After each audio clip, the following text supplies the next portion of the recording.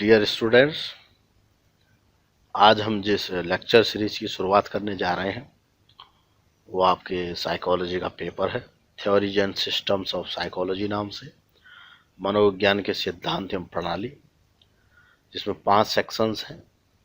उन 5 सेक्शनों के हम 5 काउंसलिंग वीडियोस सिस्टमेटिकली डालते जाएंगे, उसके ऊपर चर्चा करते जाएंगे। और जो आज का ये जो लेक्चर है, आज का ये जो वीडियो है, एक इंट्रोडक्टरी लेक्चर होगा कि theories and systems of psychology, मनोविज्ञान के सिद्धांत जो प्रणालियाँ क्या हैं, और एक ब्रीफ शॉर्ट हिस्ट्री देते हुए साइकोलॉजी का हम उन 5 सेक्शंस को इंट्रोड्यूस करेंगे जो theories and systems of psychology के अंदर आते हैं, जो उसके अंदर पढ़ाए जाने हैं। तो आज उन वीडियो सीरीज की शुरुआत का ये पहला वीडियो है। तो चलिए साइकोलॉजी की शॉर्ट हिस्ट्री के ऊपर एक नज़र डालते हैं। एबिंगहॉस थे, उनका कहना है कि psychology has a long past but short history. इसका क्या मतलब है? इसका मतलब ये है कि साइकोलॉजी जो कॉन्सेप्ट है, जो मनोविज्ञान है, व्यवहार का विज्ञान कहें, आत्मा का कहें, मन का विज्ञान कहें, इसका पास्ट तो बहुत लंबा है। हम इसके बारे में सुनते आएंगे, इसके बारे में विचार विमर्श दर्शन शास्त्र में, अलग अलग शास्त्रों में अलग अलग तरीके से सुनते देखते आते हैं। लेकिन as a science, as a separate subject, एक अलग सब्जेक्ट के रूप में, एज ए डिपार्टमेंट, ये 1879 से इसका स्थापित हुआ। ये एज ए डिपार्टमेंट जो विल्हेम वुंड थे, उन्होंने इसकी स्थापना की। इसलिए इसका जो इतिहास है वो केवल एक लगभग 150 साल ही पुराना है। इसलिए एबिंगहॉस कहते हैं कि इसका पास्ट तो बहुत लंबा है लेकिन इतिहास बहुत छोटा है। तो जो साइकोलॉजी की शुरुआत हुई as a science, as a separate department, वो 1879 में शुरुआत हुई। 1879 में इसकी स्टार्टिंग हुई, एक स्वतंत्र शाखा के रूप में, स्वतंत्र डिपार्टमेंट के रूप में, जो विल्हेम वुंड ने लिप्जिग यूनिवर्सिटी में इसको एज ए डिपार्टमेंट शुरू किया। तब से इसकी आधिकारिक शुरुआत हुई। इसलिए इसका जो हिस्ट्री है, इसकी जो लीगल शुरुआत है, वो लगभग 150 साल ही पुरानी है। इसलिए इसको हिस्ट्री इसकी बहुत छोटी मानी जाती है। इसलिए एबिंगहॉस साहब का कहना इसलिए है कि psychology has a long past but short history. और जहाँ साइकोलॉजी वर्ड की मीनिंग की बात आती है, तो साइकोलॉजी वर्ड जो है वो ग्रीक रूट से लिया है, जो साइकी और लॉजिया है। साइकी का मतलब सोल या स्पिरिट है, और लॉजिया का मतलब स्टडी और रिसर्च। इसलिए आत्मा, मन का अध्ययन या उसको रिसर्च शाब्दिक अर्थ के रूप में, इस रूप में हम लेते हैं। शुरुआती दिनों में था भी इस रूप में, जैसे प्लेटो और अरस्तु के दर्शन में देखने को मिलता है, और मिडिवल पीरियड में और दूसरे फॉर्म में इसकी शुरुआत हुई। शुरुआत जो इसकी आत्मा के ही संदर्भ में इसकी शुरुआत हुई, इसलिए ग्रीक रूट यहाँ पर यह दर्शा रहा है।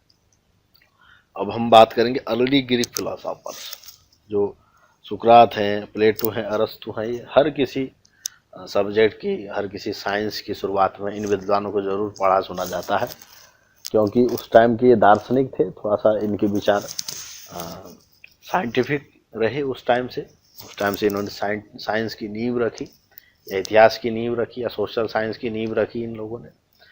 तो इसलिए हर किसी भी सब्जेक्ट की शुरुआत में हम 3 विद्वानों का नाम इसलिए ज़रूर सुनते हैं कि उस टाइम के दार्शनिक रहे हैं। और जो सब्जेक्ट शुरू होता है, और हर सब्जेक्ट की जननी फिलॉसफी होती है, इसलिए इनको हम ज़रूर पढ़ते सुनते हैं।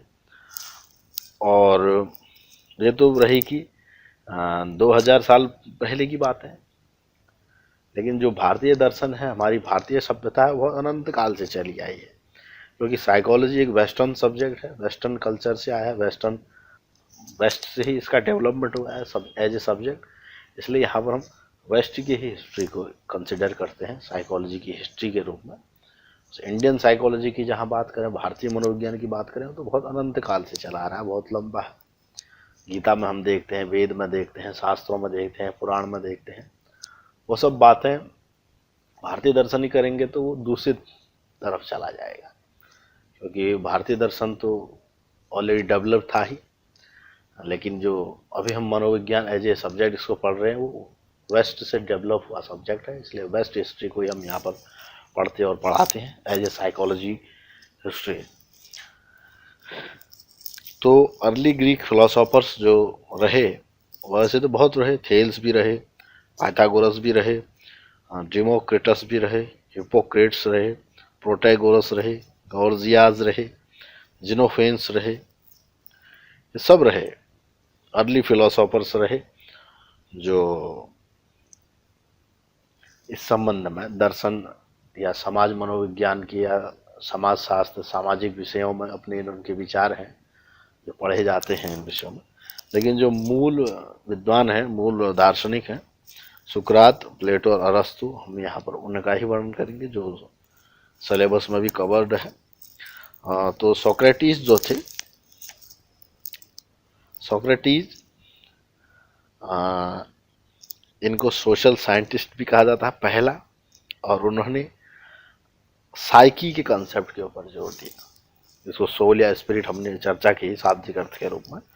तो साइकी के कंसेप्ट के ऊपर उन्होंने जोर दिया, कहा कि कोई न कोई एक साइकी है हमारे, जो इनके दर्शन में देखने सुनने को मिलता है, जो साइकी के ऊपर इनका एम्फेसिस था, इसके ऊपर उन्होंने इसका अध्ययन किया।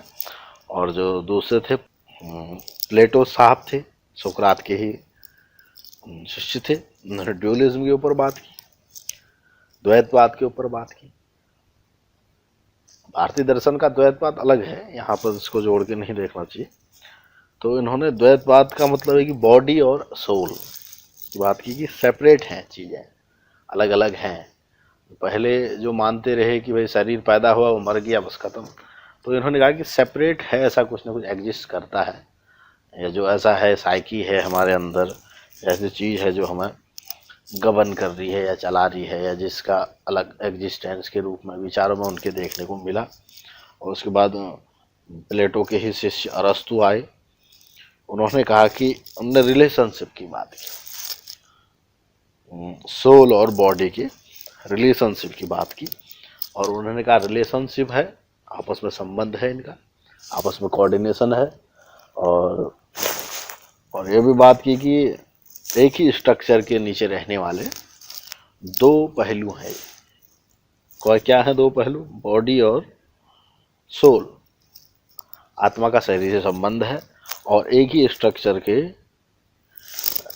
अंदर दो ये पहलू हैं, आत्मा और सोल। तो सुकरात, प्लेटो और अरस्तु अर्ली ग्रीक फिलोसोफर्स रहे हैं 2000 साल पहले, 400 बीसी से 300 बीसी तक ये विद्वान रहे लगभग। तो इनके विचार साइकोलॉजी की यहाँ से शुरुआत मानी जाती है। और उसके बाद मीडिएवल पीरियड आता है, जिसको मध्यकाल कहते हैं, जो 500वीं सन से 1500वीं सन के बीच में जिसको माना जाता है मीडिएवल पीरियड, मध्यकालीन पीरियड जो रहा है। अरस्तु की डेथ के बाद से फिर ग्रीक टेरिटरी से हटके, जो आत्मा और शरीर इन बातों से हटके दर्शन जो आया मनुष्य इसमें आया कि जीवन अच्छा कैसे जीवन जिए। पहले तो इसमें रहा कि आत्मा क्या है, शरीर क्या है, जो दर्शन देखने को मिला इन विद्वानों का, Greek philosophers, early Greek philosophers का। उसके बाद आया कि बेस्ट कैसे रहना है मिडिवल पीरियड में, how is it best to life, what is the nature of good life, जिसको आधुनिक काल में पॉजिटिव साइकोलॉजी भी कहते हैं, कि धनात्मकता को कैसे हम जीवन में लाएं, धनात्मकता क्या है, और what is worth believing in, किस चीज़ में विश्वास किया जाना चाहिए, कौन सी ऐसी अच्छी चीज़, अच्छी बातें हैं जिसको हम जानें, जिसमें विश्वास करें। तो अर्ली ग्रीक फिलोसॉफी से हट के जो मिडिएवल पीरियड आया, थोड़ा बदलाव देखने को मिला। जो दर्शन शास्त्र रहा, जो दार्शनिक आए, जो विद्वान आए, जीवन जीने की शैली, जीवन जीने के ढंग के ऊपर उनके विचार रहे, मत रहे, जिसमें स्केप्टिक्स, साइनिक्स और क्रिश्चियंस आदि के दर्शन का जोर रहा। तो उसके बाद आता है रिनेसेंस का पीरियड, यानी कि पुनर्जागरण काल, जो 1400वें सन से 1600वें सन के बीच रहा।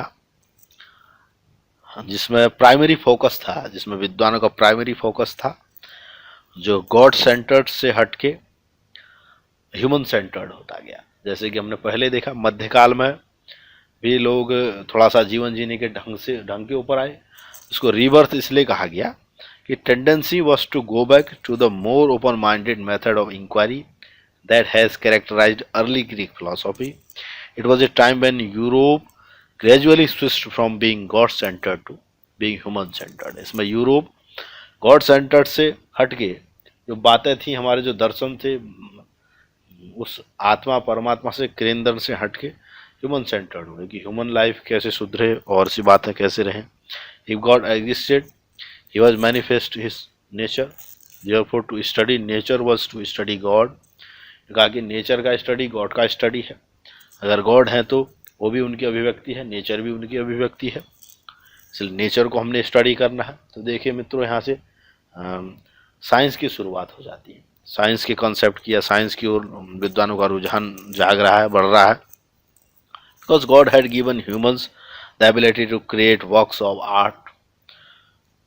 भगवान ने ह्यूमंस को कला, exercise ability to the fullest, हमारी क्षमताओं को सुप्रीम ले जाने की जो क्षमताएं दी हैं, योग्यता दी है भगवान ने, उनका हमने यूज करना है। They had sensory system, so why not use them. हमारे पास सेंसरी सिस्टम है, हमारे पास बुद्धि है, विवेक है, उसका यूज करें हम। They had reasoning power, so why not exercise them. उसको क्यों नहीं एक्सरसाइज करें रीजनिंग पावर को। And they had the capacity for enjoyment, हमारे पास एंजॉयमेंट कैपेसिटी को, तो so why not enjoy, enjoy क्यों नहीं किया जाए। After all God in his infinite wisdom must have given humans these attributes. Attention was diverted from the heavens where the medievals had focus. उनका medievals में जो था कि उनका हेवंस में डायरेक्शन था, विचारों की उनकी अभिव्यक्ति हेवंस में आती थी कि हेवंस में होगा या स्वर्ग होगा या नहीं होगा, जो भी बातें उनके दर्शन में देखने को मिलती हैं। तो जो रिनेसेंस में पुनर्जागरण काल में आया, उसमें नेचर के ऊपर हमारी डिपेंडेंसी को बताया गया कि नेचर के ऊपर हमने कैसे सही से रहना है, कैसे अपनी एबिलिटीज़ को यूज करना है, human living in the world. इस पे हमारा जोर हुआ, इस पे दर्शन का जोर हुआ पुनर्जागरण काल के दौरान। Now here is this spirit of the time better illustrated than in the work of Renaissance humanists। तो कैसे बेटर जिया जाए प्रकृति में, कैसे हमने जो हमें चीज़ें प्राप्त हैं प्रकृति से उसको बेस्ट कैसे यूज करें, बेस्ट उसमें कैसे रहें। तो इसलिए इसको रिबर्थ का टाइम, पुनर्जागरण का टाइम भी कहा जाता है, माना जाता है। इस दौरान जो विद्वान हुए उनके मत इस रूप में थे, जिसकी एक शॉर्ट हमने ब्रीफ यहाँ पर दिया। और उसके बाद आ जाता है modern philosophical influence, pre scientific psychology. फिर जस्ट साइकोलॉजी की साइंटिफिक एक्सपेरिमेंट शुरू होने से पहले तो प्री साइंटिफिक साइकोलॉजी आ जाती है। उसमें थोड़ा सा साइंटिफिक टच या लोगों का रुझान जो वेस्टर्न फिलोसॉफी में रहा, वेस्टर्न साइंस, वेस्टर्न कल्चर में इस रूप में देखने को मिला, जिसको प्री साइंटिफिक साइकोलॉजी कहा जाता है। मतलब मनोविज्ञान की एज ए साइंस डेवलप होने से पहले क्या फिलोसॉफिकल इन्फ्लुएंस रहे, मतलब मॉडर्न फिलोसॉफिकल इन्फ्लुएंस होगा कि 16वीं सदी से 1850वीं सदी तक इसके मूल विद्वान थे जिनका साइकोलॉजी में नाम बार बार आता है। रेने डेकार्टे हैं, जो हमारे सिलेबस में भी देखना है, उसको फर्स्ट सेक्शन में पढ़ाया जाना है, उसके बारे में विचार किया जाना है। जो 17वीं सेंचुरी के फिलोसोफर थे और मैथमेटिशियन भी थे।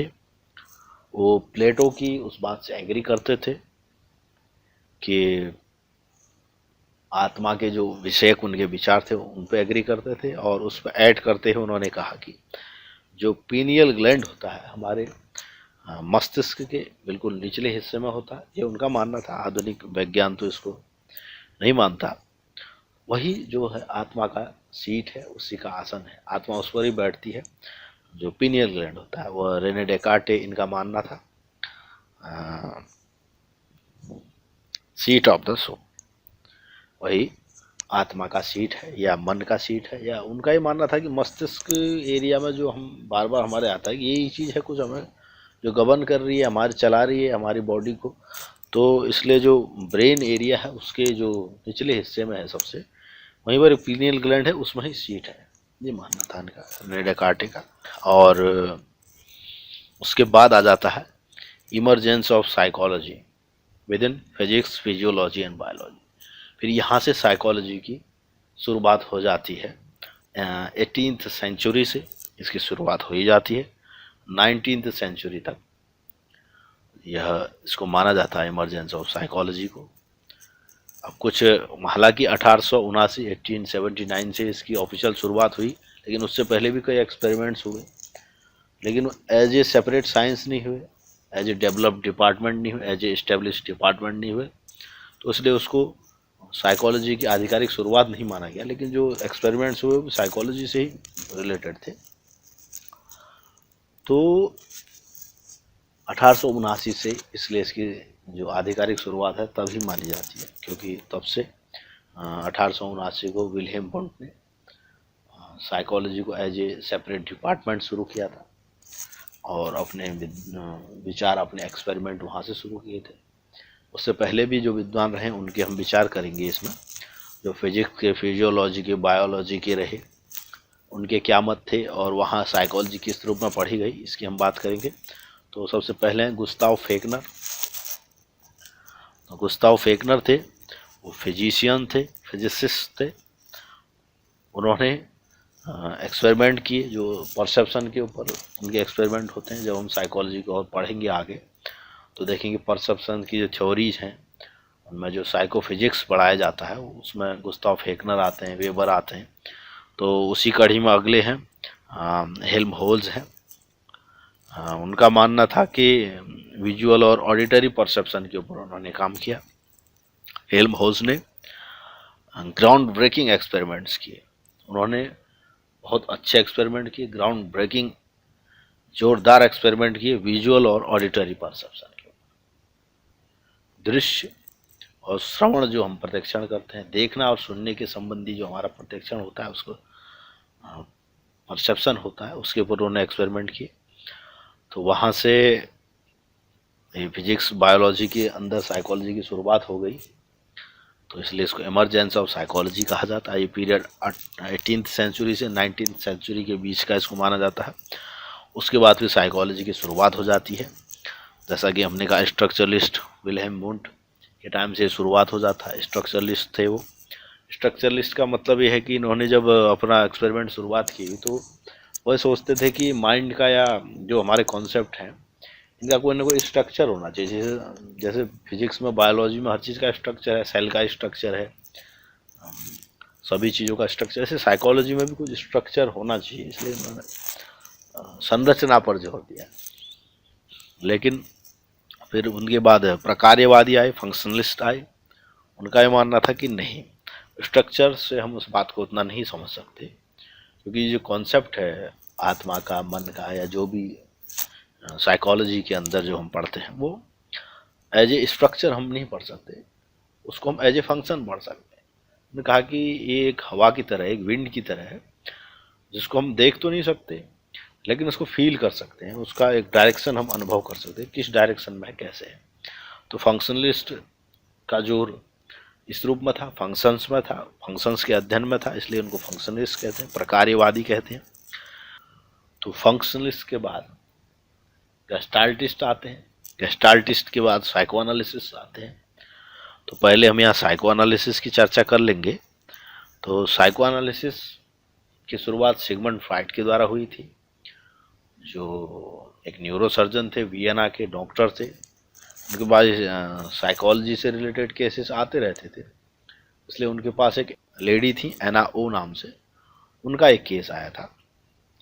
तो वहाँ से उनको कुछ साइकोलॉजी के कॉन्सेप्ट उस केस के अंदर देखने को मिले, जिसको उन्होंने साइको एनालिसिस का नाम दिया। उन्होंने कहा कि एनालिसिस के माध्यम से हम इस माइंड के या जो भी कॉन्सेप्ट हैं हमारे अंदर, माइंड शब्द को उन्होंने ज़्यादा जोर दिया, उस पर उन्होंने अध्ययन किया। और उनकी काफ़ी थ्योरीज हमें देखने सुनने को मिलती है। ड्रीम एनालिसिस के ऊपर उनका काम है, और स्ट्रक्चरल जो पर्सपेक्टिव है हमारे पर्सनालिटी के, उनके ऊपर उनका काम है।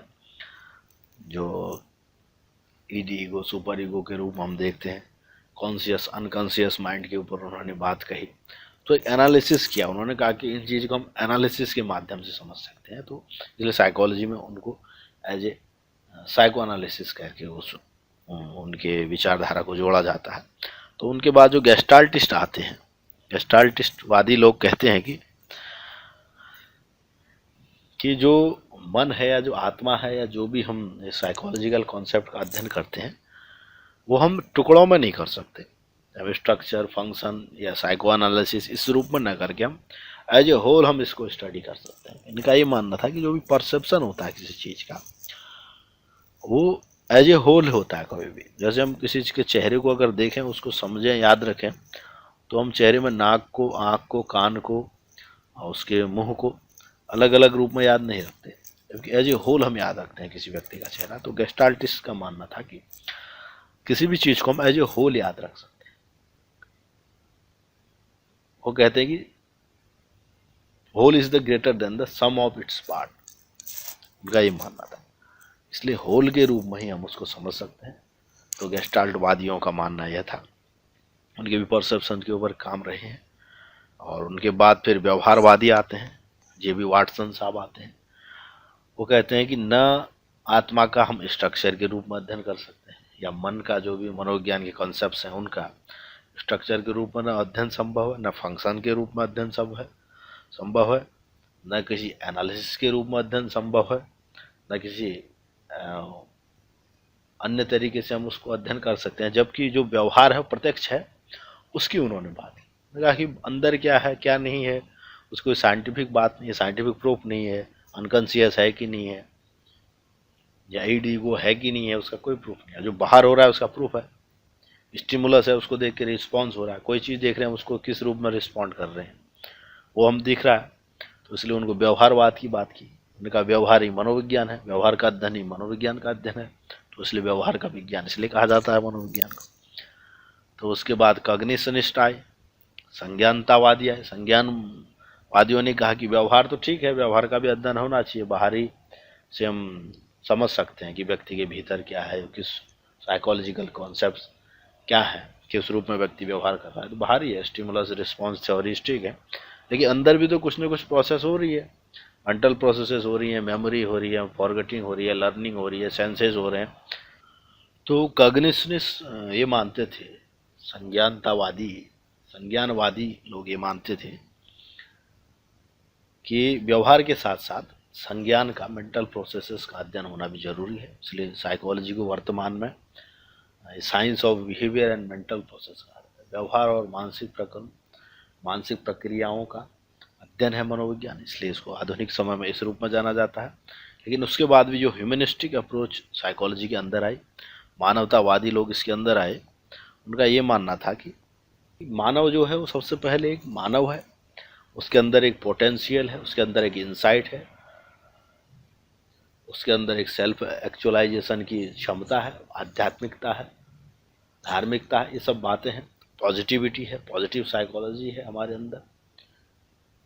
इन सब चीज़ों को जोड़ दिया उन्होंने। उन्होंने कहा कि ह्यूमन के अंदर एक अपना उन पोटेंशियल है, इसको खुद ही अपना उस रूप में समझ सकता है, उस रूप में कर सकता है। तो उन्होंने मानवतावादी पहलुओं का जोर दिया, उन्होंने इस बात को रखा। तो सब लोग अपनी अपनी शुरुआत के वैज्ञानिकों का, शुरुआत के जो विद्वान रहे, स्ट्रक्चरलिस्ट से लेके अभी मॉडर्न साइकोलॉजी तक, सबका अपना अपने स्तर पर योगदान है। साइकोलॉजी की शुरुआत से मॉडर्न साइकोलॉजी तक वर्तमान रूप में जो हमें साइकोलॉजी प्राप्त है, जैसा कि हम जानते हैं, psychology is a science of behaviour and mental process.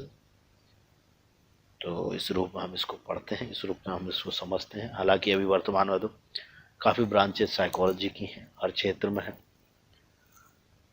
Psychology applied है, साइकोलॉजी जनरल है, साइकोलॉजी की हर क्षेत्र, जैसे सभी विज्ञान है ऐसे ही मनोविज्ञान भी है, हर अपने क्षेत्र में ब्रांच है, डिमांड है, काम है। तो वर्तमान रूप में जो हम डेवलप्ड साइकोलॉजी को देखते हैं, उसका क्या शॉर्ट इतिहास रहा है, कैसे ग्रीक फिलोसोफर से लेकर वर्तमान समय तक स्थिति इसकी क्या रही है, इस रूम में हमने इसको शॉर्ट ब्रीफिंग की, जाना हमने इसको। और जैसा कि एक इंट्रोडक्टरी लेक्चर था आपके theories and systems of psychology, मनोविज्ञान के सिद्धांत एवं प्रणाली के ऊपर, जो आपका पेपर है। अब जैसा कि हम जानते हैं कि आगे इसके और 5 पार्ट्स होंगे। जो लेक्चर सीरीज है उसमें 5 सेक्शंस हैं आपके theories and systems of psychology में। इसमें हम अगले सेक्शन 1 में हम हिस्टोरिकल पर्सपेक्टिव ऑफ साइकोलॉजी के ऊपर बात करेंगे। मनोविज्ञान का ऐतिहासिक परिप्रेक्ष्य क्या रहा, जैसा कि हमने इतिहास के बारे में चर्चा की। उसी में कौन कौन से विद्वान हैं और क्या क्या बातें निकल के आई उनके ऊपर बात करेंगे। और उसके बाद देखेंगे बिगिनिंग ऑफ एक्सपेरिमेंटल साइकोलॉजी, मनोविज्ञान, प्रयोगात्मक मनोविज्ञान का कैसे आरंभ हुआ, कैसे शुरुआत हुई। जैसे हमने विल्हेम वुंड की बात बताई, स्ट्रक्चरलिस्ट की बात बताई, वो सब बातें इसमें आएंगी।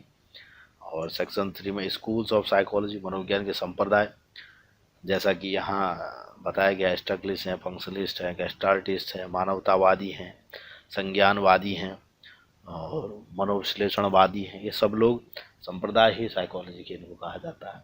तो वो क्या है, किस रूप में है, उनकी क्या थ्योरीज हैं, उनकी भी शॉर्ट ब्रीफिंग हम लेंगे सेक्शन 3 में। और सेक्शन 4 में कॉग्निटिव साइकोलॉजी, संज्ञानात्मक मनोविज्ञान की हम बात करेंगे, जैसा कि हम शॉर्ट ब्रीफिंग उसकी भी कर चुके हैं। और सेक्शन 5 में हम साइकोलॉजी इन द इंडस्ट्री, जिसको इंडस्ट्रियल साइकोलॉजी या ऑर्गेनाइजेशनल साइकोलॉजी, OBB हम इसको कहते हैं। तो ये सब पांचों सेक्शंस में हम 5 वीडियो सीरीज को इसके बाद देखेंगे। उस वीडियो सीरीज का सबसे पहला वीडियो ये था। तो इस पहले वीडियो के बाद 5 और वीडियोज होंगी आपके theories and systems of psychology के ऊपर, मनोविज्ञान के सिद्धांत और प्रणाली के ऊपर। तो इस रूप में हम इसको जानेंगे, इसको समझेंगे। और अगर किसी स्टूडेंट को हिस्ट्री ऑफ साइकोलॉजी को डिटेल में जानना हो, अच्छे से उसको पढ़ना समझना हो, तो इंग्लिश में B.R. हर्जेनहान करके एक विद्वान हैं, उनकी history, introduction to the history of psychology करके एक बुक आती है, वो आप पढ़ें तो इसमें बहुत अच्छे ढंग से इसको समझाया गया है।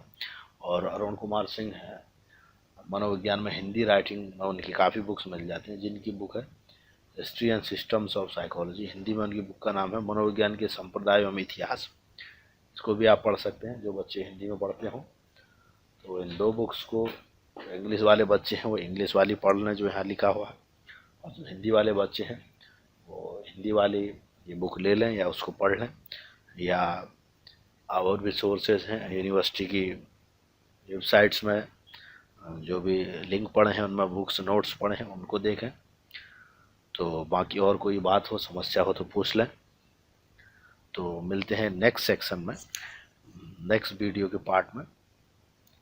Thank you.